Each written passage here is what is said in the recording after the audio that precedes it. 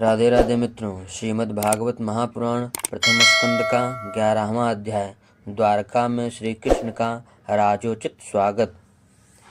सूत जी कहते हैं, श्री कृष्ण अपने समृद्ध आनर्त देश में पहुंचकर वहां के लोगों की विरह वेदना बहुत कुछ शांत करते हुए अपना श्रेष्ठ पांचजन्य नामक शंख बजाया।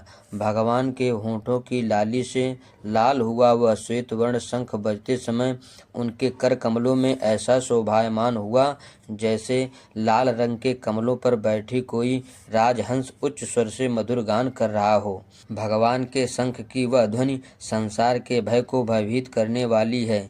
उसे सुनकर सारी प्रजा अपने स्वामी श्री कृष्ण के दर्शन की लालसा से नगर के बाहर निकल आई। भगवान श्री कृष्ण आत्मराम हैं, वे अपने आत्मलाभ से ही सदा सर्वदा पूर्ण काम हैं। फिर भी जैसे लोग बड़े आदर से भगवान सूर्य को भी दीपदान करते हैं, वैसे ही अनेक प्रकार की भेंटों से प्रजा ने श्री कृष्ण का स्वागत किया। सबके मुख कमल प्रेम से खिल उठे। वे हर्ष गदगद वाणी से सबके सुहृद और संरक्षक भगवान श्री कृष्ण की ठीक वैसे ही स्तुति करने लगे जैसे बालक अपने पिता से अपनी तोतली बोली में बातें करते हैं। स्वामिन, हम आपके उन चरण कमलों को सदा सर्वदा प्रणाम करते हैं जिनकी वंदना ब्रह्मा, शंकर और इंद्र तक करते हैं, जो इस संसार में परम कल्याण चाहने वालों के लिए सर्वोत्तम आश्रय है, जिनकी शरण ले लेने पर परम समर्थ काल भी एक बाल तक बांका नहीं कर सकता। विश्वभावन, आप ही हमारे माता, सुहृद, स्वामी और पिता हैं। आप ही हमारे सद्गुरु और परम आराध्य देव हैं। आपके चरण कमलों की सेवा से हम कृतार्थ हो रहे हैं। आप ही हमारा कल्याण करें। आहा, हम आपको पाकर सनाथ हो गए, क्योंकि आपके सर्व सौंदर्य सार अनुपम रूप का हम दर्शन करते रहते हैं। कितना सुंदर मुख है। प्रेम पूर्ण मुस्कान से स्निग्ध चितवन, यह दर्शन तो देवताओं के लिए भी दुर्लभ है। कमल नयन श्री कृष्ण, जब आप अपने बंधु बांधवों से मिलने के लिए हस्तिनापुर अथवा मथुरा ब्रजमंडल चले जाते हैं, तब आपके बिना हमारा एक एक क्षण कोटि कोटि वर्षों के समान लंबा हो जाता है। आपके बिना हमारी दशा वैसी हो जाती है जैसे सूर्य के बिना आँखों की। भक्तवत्सल भगवान श्री कृष्ण प्रजा के मुख से ऐसे वचन सुनते हुए और अपनी कृपामयी दृष्टि से उन पर अनुग्रह की वृष्टि करते हुए द्वारका में प्रविष्ट हुए। जैसे नाग अपनी नगरी भोगवती पातालपुरी की रक्षा करते हैं, वैसे ही भगवान की वह द्वारकापुरी ही मधु, भोज, दासार्ह, अर्ह, कुकुर, अंधक और वृष्णिवंशी यादवों से, जिनके पराक्रमी तुलना और किसी से भी नहीं की जा सकती, सुरक्षित थी। वह पूरी समस्त ऋतुओं के संपूर्ण वैभव से संपन्न एवं पवित्र वृक्षों एवं लताओं के कुंजों से युक्त थी। स्थान स्थान पर फलों से पूर्ण उद्यान, पुष्प वाटिकाएं एवं क्रीडावंत हैं। बीच बीच में कमल युक्त सरोवर नगर की शोभा बढ़ा रहे थे। महल के दरवाजों और सड़कों पर भगवान के स्वागतार्थ वंदनवारें लगाई गई थीं। चारों ओर चित्र विचित्र ध्वजाएं पताकाएं फहरा रही थीं, जिनसे उन स्थानों पर घाम का कोई प्रभाव नहीं पड़ता था। उसके राजमार्ग, अन्यान्य सड़कें, बाजार और चौक झाड़ बुघार कर सुगंधित जल से सींच दिए गए थे और भगवान के स्वागत के लिए बरसाए हुए फल, फूल, अक्षत, अंकुर चारों ओर बिखरे हुए थे। घरों के प्रत्येक द्वार पर दही, अक्षत, फल, ईंख, जल से भरे हुए कलश, उपहार की वस्तुएं और धूप दीप आदि सजा दिए गए थे।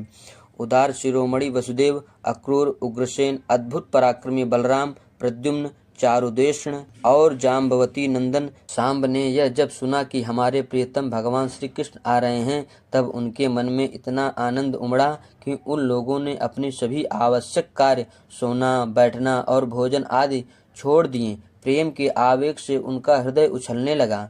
वे मंगल शगुन के लिए गजराज को आगे करके स्वयं स्वस्त्ययन का पाठ करते हुए और मांगलिक सामग्रियों से सुसज्जित ब्राह्मणों को साथ लेकर चले। शंख और तुरही आदि बाजे बजने लगे और वेदध्वनि होने लगी। वे सब हर्षित होकर रथों पर सवार हुए और बड़ी आदर बुद्धि से भगवान की अगवानी करने चले। साथ ही भगवान श्री कृष्ण के दर्शन के लिए उत्सुक सैकड़ों श्रेष्ठ वारांगनाएं, जिनके मुख कपोलों पर चमचमाते हुए कुंडलों की कांति पड़ने से बड़े सुंदर दिखते थे, पालकियों पर चढ़कर भगवान की अगवानी के लिए चलीं। बहुत से नट नाचने वाले, गाने वाले, वीरत बखानने वाले, सूत, मागध और बंदीजन भगवान श्री कृष्ण के अद्भुत चरित्रों का गायन करते हुए चले।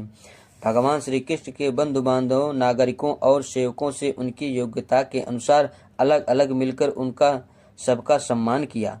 किसी को सिर झुकाकर प्रणाम किया, किसी को वाणी से अभिवादन किया, किसी को हृदय से लगाया, किसी से हाथ मिलाया, किसी की ओर देखकर मुस्कुरा भर दिया और किसी को केवल प्रेम भरी दृष्टि से देख लिया। जिसकी जो इच्छा थी उसे वही वरदान दिया। इस प्रकार चांडाल पर्यंत सबको संतुष्ट करके गुरुजन, सपत्नीक, ब्राह्मण और वृद्धों का तथा दूसरे लोगों का भी आशीर्वाद ग्रहण करते हुए बंदीजनों से बिरुदावली सुनते हुए सबके साथ भगवान श्री कृष्ण ने नगर में प्रवेश किया।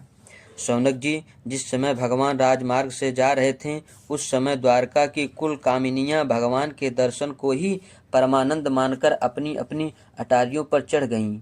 भगवान का वक्षस्थल मूर्तिमान सौंदर्य लक्ष्मी का निवास स्थान है। उनका मुखारबिंद नेत्रों के द्वारा पान करने के लिए सौंदर्य सुधा से भरा हुआ पात्र है। उनकी भुजाएं लोकपालों को भी शक्ति देने वाली हैं। उनके चरण कमल भक्त परमहंसों के आश्रय हैं। उनके अंग अंग शोभा के धाम हैं। भगवान की इस छवि को द्वारकावासी नित्य निरंतर निहारते रहते हैं, फिर भी उनकी आंखें एक क्षण के लिए भी तृप्त नहीं होती। द्वारका के राजपथ पर भगवान श्री कृष्ण के ऊपर श्वेत वर्ण छत्र तना हुआ था। श्वेत चमर डुलाए जा रहे थे। चारों ओर से पुष्पों की वर्षा हो रही थी। वे पीतांबर और वनमाला धारण किए हुए थे। इस समय वे ऐसे शोभायमान हुए मानो श्याम मेघ एक ही साथ सूर्य, चंद्रमा, इंद्रधनुष और बिजली से शोभायमान हो। भगवान सबसे पहले अपने माता पिता के महल में गए। वहां उन्होंने बड़े आदर से देवकी आदि सातों माताओं को चरणों पर सिर रखकर प्रणाम किया और माताओं ने उन्हें अपने हृदय से लगाकर गोद में बैठा लिया। स्नेह के कारण उनके स्तनों से दूध की धारा बहने लगी। उनका हृदय हर्ष से विह्वल हो गया और वे आनंद के आंसुओं से उनका अभिषेक करने लगीं। माताओं से आज्ञा लेकर वे अपने समस्त भोग सामग्रियों से संपन्न श्रेष्ठ भवन में गए। उसमें 16,000 पत्नियों के अलग अलग महल थे। अपने प्राणनाथ भगवान श्री कृष्ण को बहुत दिन बाहर रहने के बाद घर आया देखकर रानियों के हृदय में बड़ा आनंद हुआ। उन्हें अपने निकट देखकर वे एकाएक ध्यान छोड़कर उठ खड़ी हुई। उन्होंने केवल आसन को ही नहीं बल्कि उन नियमों को भी त्याग दिया जिन्हें उन्होंने पति के प्रवासी होने पर ग्रहण किया था। उस समय उनके मुख और नेत्रों में लज्जा छा गई। भगवान के प्रति उनका भाव बड़ा ही गंभीर था। उन्होंने पहले मन ही मन, फिर नेत्रों के द्वारा और तत्पश्चात पुत्रों के बहाने शरीर से उनका आलिंगन किया।